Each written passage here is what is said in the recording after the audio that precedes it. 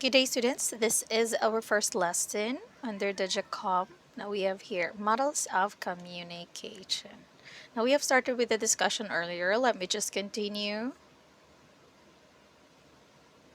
All right, so we stopped here in the communication musts. Um, Way back during your senior high school, you've been taught that communication is not effective and it is not complete without a feedback. It is through feedback that you'd be able to know and understand if the message was understood by the receiver. Now, under communication, we need to encode our messages. Now, that depends on what channel or on how you're going to encode your message. It's either you can just type it, you can write it, you can use gestures and actions. Another thing which is important is the decoding. So someone or the receiver has to decode the message to understand what is being sent. Okay. Next is in communication there is noise. Now when you say noise, you're not limited to just the physical noise. We have that the noise from our emotions, the noise from how we feel. Okay, so we have emotional, not only physical, not only environment, not only the noise that we can hear. But if you're thinking about other things, all right. And we also have the message channel. You can choose the channel and how you're going to send your message. Okay. So we have the different models of communication. I asked you earlier if there are models of communication or there is a model of communication that you can still remember. Now here, these models of communication are actually subdivided into three major models. Now we have the linear communication model, we have the transactional model, we have the interactive model. So we have three of them. Now, when you say linear model of communication, now this is the graphic of it.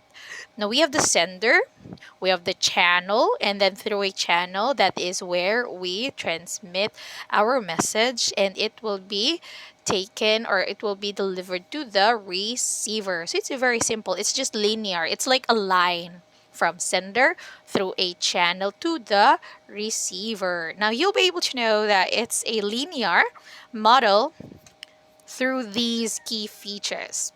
Now, first feature we have one-way communication. It's just a one-way communication. When we say one-way communication, one person is a sender, another person is a receiver. All right. So receiver is not a messenger, it's not a sender, but only a receiver. So the receiver only receives the message, and then that's the end of the communication. That's linear, one way. There is no vice versa. There is no response there. Now, example of this, it is used for mass communication. An example of a linear communication is when you listen to the radio, you just listen. Even when you try to respond or to give your comments, the person or the host on the channel cannot hear you. Another is when you example when you watch or listen to a sona given or to a speech given using television, watching through a television, you can listen. The sender is the host or the person giving a speech.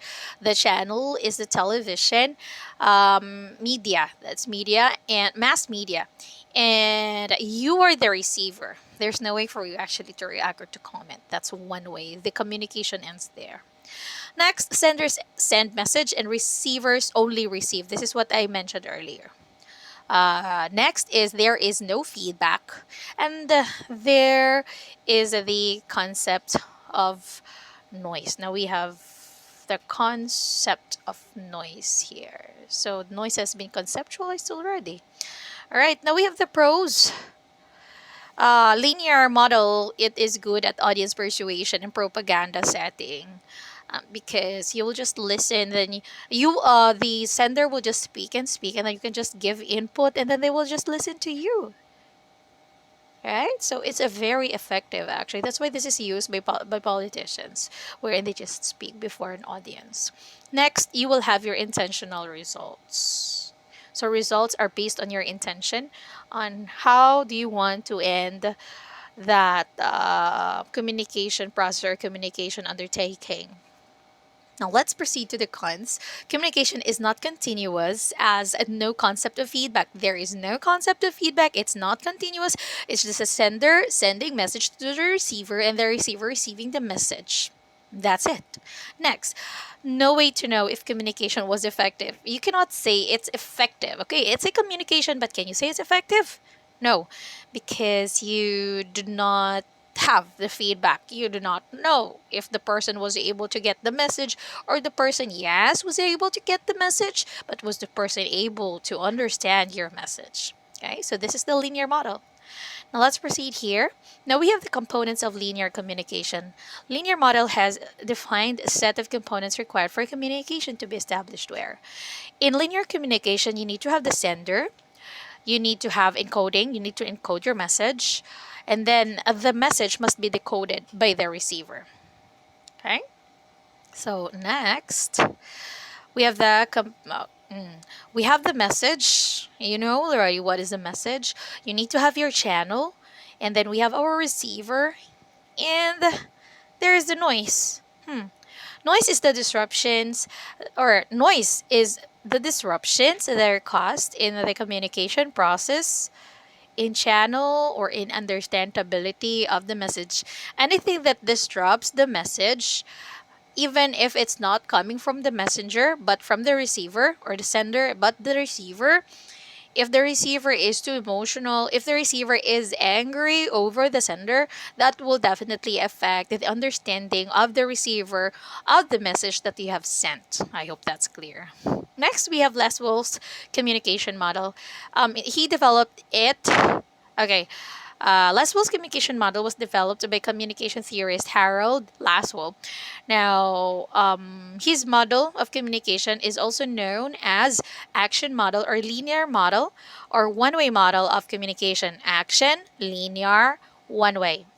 It is regarded as one of the most influential communication models. As we've mentioned earlier, this is used in mass communication. Very influential, very effective. So this is the diagram of his model. So we have the who, that's the sender. What is he saying? So that's the message. Next, how. Okay, through what? How did the sender send the message? What channel did he use? It's the medium. What medium did he use? What media? Okay, so to whom? So that's the receiver. And then what is the effect? There is the feedback. Now this is different in a way that when we say feedbacking, in Laswell's model, that doesn't mean that the feedback was given back to the sender. There is feedback, yes. There is effect, yes. But then that doesn't mean that the feedback was given back to the sender. Later, you will understand why. Now, next model, we have Aristotle's model of communication. We have the first and earliest linear model is that of Aristotle, who was a teacher of rhetoric and even put up an academy to produce good speakers. Now, in this model, we have here the speaker, and then we have the message, which is the speech, and then we have our listener, the audience, and then we also have the effect. But that does not necessarily mean that it's the feedback. Now, Aristotle's model of communication, since he is an orator, he does the art of rhetorics. This communication model is applicable in mass communication, where it happens before an audience, like a lot of audience, and then you need to have the occasion. Your occasion is the channel. Okay, so example, propaganda, or what is it? The meeting, the avance of the politics, or politicians. Sorry, the politicians, and they deliver a message before an audience. Okay, so the occasion is the not the propaganda, the meeting, the avance. Okay, so next, there are criticisms though on Aristotle's model. According to critics, they said that there are few criticisms around this model. Oh, sorry. There is no concept of feedback. It is one way from speaker to audience. It's just one way. So there's no concept of feedback. There's no feedbacking. There's no concept of communication failure like noise and barriers.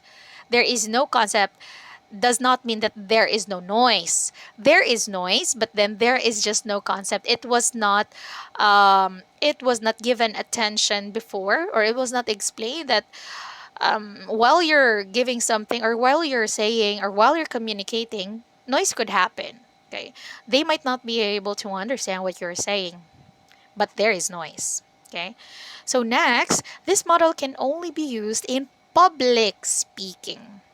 Now, in 1960, David Berlow postulated Berlow's sender message channel receiver, or the SMCR, model of communication from Shannon Weaver's model of communication in 1949. He described factors. Now, this we are talking about Berlow, okay, not Shannon and Weaver. Berlow was conceptualized. His model was conceptualized in 1960.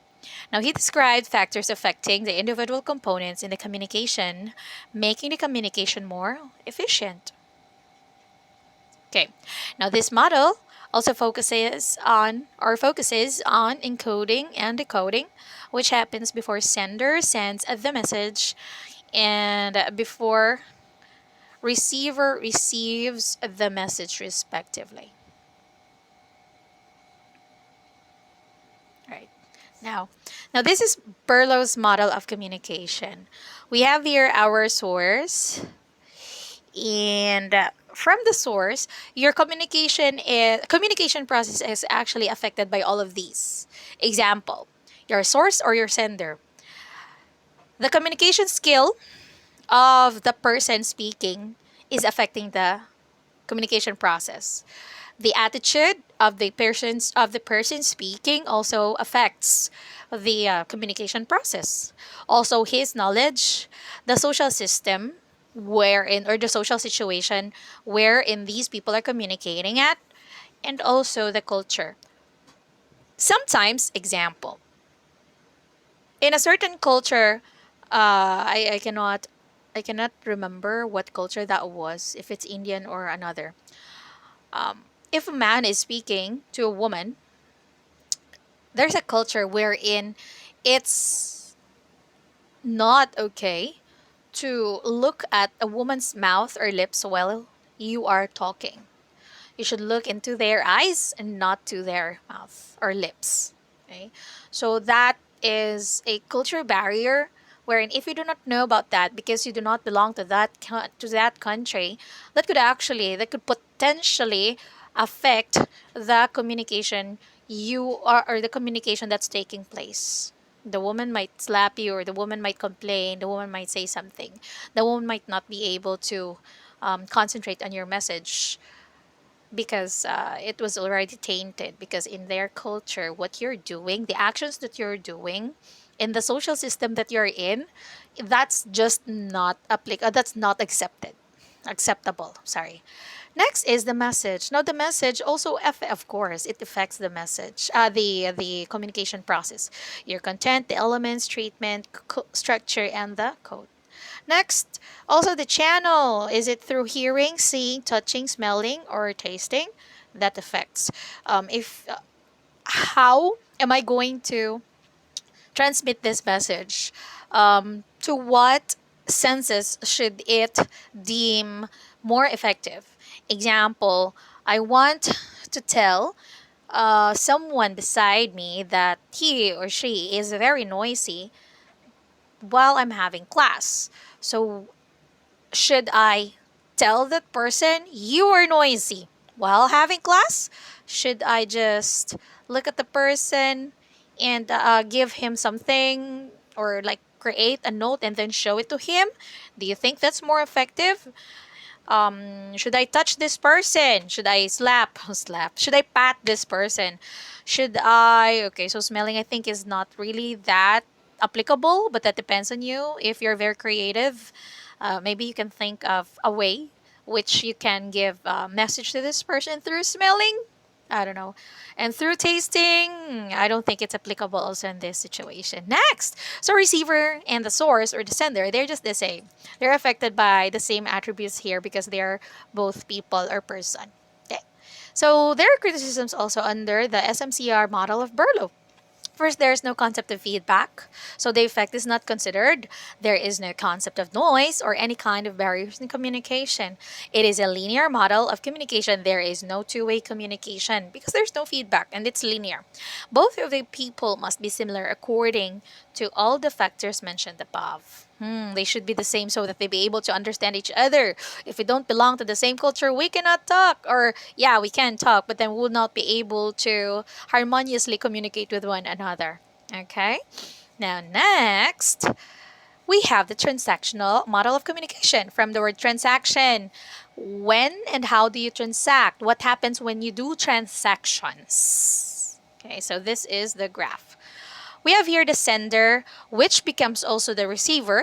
We have the channel, which carries the message, also the feedback.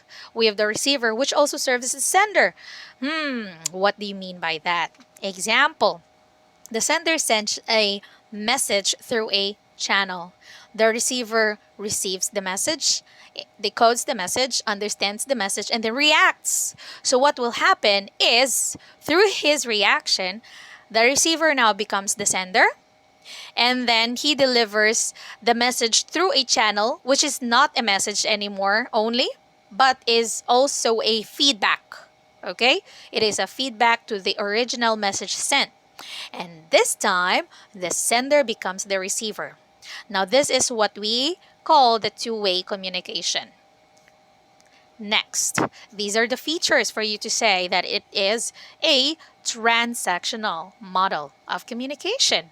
First feature, used for interpersonal communication. When we say interpersonal communication, hopefully you still remember, it's not intra. Intra is when you self-talk, you talk to yourself. Interpersonal is when you talk with other people. You're interconnected. Like, okay, there.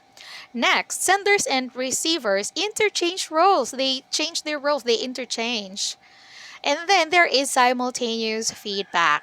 Okay, so it's just simultaneous. There's no need for you to wait like for the longest time. Next, the context of environment. There is the context of environment and noise. Now we have a context of this. When you have the context of noise, that means you can give attention to noise also. That means you can think about, what could be the possible reasons why the receiver was not able to understand fully my message. Okay, so that is you understanding that noise could happen, and thank God, context of noise was created already. Now we can address to noises. Like, what are we going to do to address that noise? She was not able to receive it. I think I need to call her, not just text her or chat with her or send her a chat. Okay. Next, feedback is taken as a new message. So it's a two-way process. Feedback is taken as a new message. Now we have our pros of the pros. First, simultaneous and instant feedback. Oh, it's very fast. Next, there is no discrimination between sender and receiver. There is no discrimination because in the one-way communication, the sender is actually dominant. He's the most important ingredient. Sorry about that. Sorry for the word, but yeah, he's the most. He has the most part in the communication process. But then here, since they are interchanging their roles, they are both important. Now we have consequences also, or cons. First, it encourages nonverbal communication. Example, when we are talking, the feedback is not always through verbal. Sometimes we do nonverbal communication, like we nod our head, sometimes we clap our hands, sometimes we stomp our feet. There are so many nonverbal way of communicating or feedbacking or giving message to a person. So that's a cons actually. Why is that? Sometimes when a teacher talks to us face to face, when a teacher talks to us, or whenever we are in a lecture in a classroom, and then you do facial gestures, different facial expressions, even though that actually meant nothing or different, the teacher might think negatively or positively without really understanding what you really mean, right? Because your facial gesture could mean a lot of things, and my interpretation or the teacher's interpretation could be varied also. Okay. So again, more. It encourages nonverbal communication. That's why it's a cons. Another thing, more noise due to communicators talking at the same time. When you are transacting, sometimes you talk at the same time. Take, for example, when you're going to Palawan, not Palawan, Palawan, but Palawan pawn shop. Like when you're transacting there, sometimes when you're talking at the same time, you need to stop. Sometimes you don't stop, right? And then you talk at the same time, then you don't understand each other. That's why there is a need for you to clarify the message. Or sometimes, if you're too shy, you won't even have the message clarified. You won't say, "I'm sorry, I didn't get it. Can you say it again?" Sometimes we don't do that. Sometimes you just pretend, "Okay, yes, yes," as if you understand, but then you don't. Okay, so that's transactional model. Now let's stop this one.